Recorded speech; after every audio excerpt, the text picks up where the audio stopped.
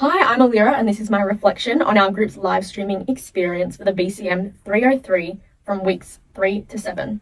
Overall, I think our group worked really well together, especially considering these were our first live studio experiments.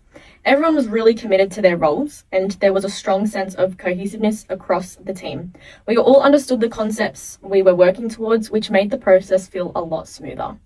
In our first segment, Spill the Tea, I worked as the floor director. At the time, I felt really stressed and overwhelmed because things didn't feel like they were going to plan.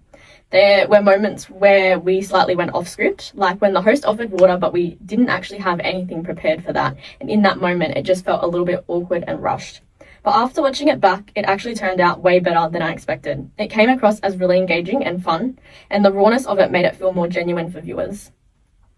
What worked well across our collaboration was that everyone stayed committed to their role, the set was professionally laid out, and we had a shared understanding of the concept.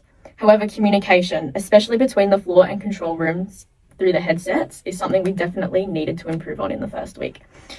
Moving forward, we need to plan more in advance, come in earlier to set up, properly prepare props, and communicate more outside of tutorials so we feel more organised going into each recording.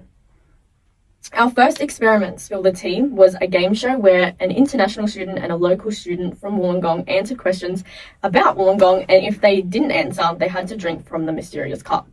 What worked really well here was how engaging and visual it was.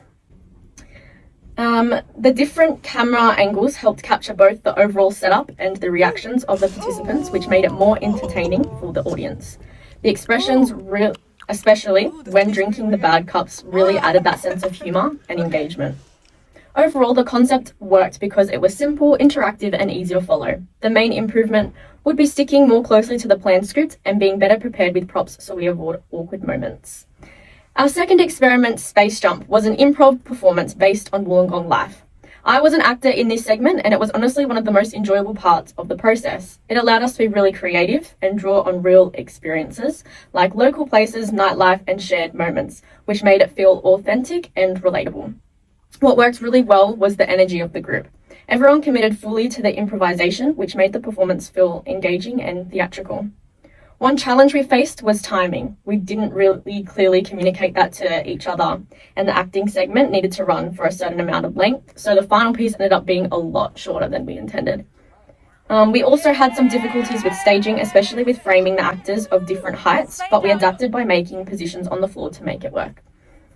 In week 7, our segment was a platform mode as we interviewed Brian, the owner of the local company Fresh Loop. I believe the experiment ran really smoothly and was a big improvement from our previous experiments. We clearly learned from earlier mistakes as the camera switching was seamless, the set came together really well and the overall production felt polished and controlled. The space also felt intimate and warm, which helped create a comfortable and engaging interview environment. I was on camera 1, focusing on the host and was able to capture her reactions and engagement with Brian effectively. The use of the lapel microphones worked really well and ensured clear audio throughout the segment. A strong example of the seamless camera work here, as you can see, the transition feels really natural and uninterrupted. One area for improvement would be the communication with people on set, as I was concerned about going over time, although we managed to stay within the time limit. Overall, the experiment was successful and also beneficial for Brian, as the final segment could be used as a marketing content for his brand. Moving forward, these experiments have shown that our strongest ideas were the ones that felt authentic, interactive and grounded in real experiences, especially when we focused on Wollongong culture. Personally, I've learned how important preparation and communication are in a live production environment. Even small things like props, timing and clear direction can really impact how polished the final result feels. Overall, this process has been a really valuable learning experience and it helps me feel more confident in both production and performance roles. Thank you.